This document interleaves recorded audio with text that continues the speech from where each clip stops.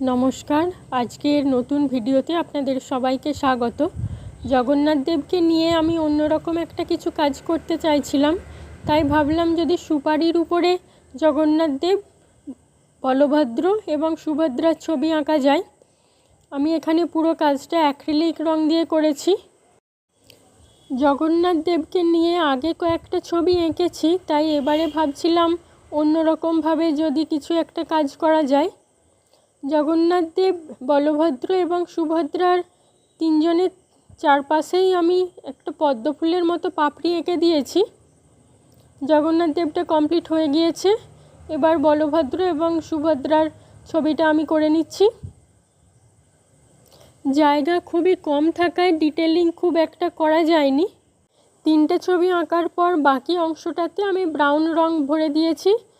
তারপরে আমি একটু সাদা রং দিয়ে ডিজাইন করে দেব।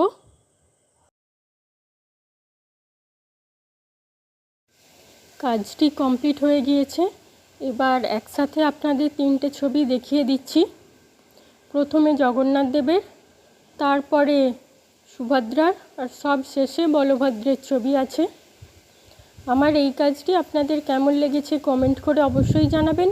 ভালো লাগলে লাইক শেয়ার করবেন। আর এই রকম নতুন নতুন কাজ দেখতে চাইলে আমার চ্যানেলটিকে অবশ্যই সাবস্ক্রাইব করে রাখতে হবে। ধন্যবাদ।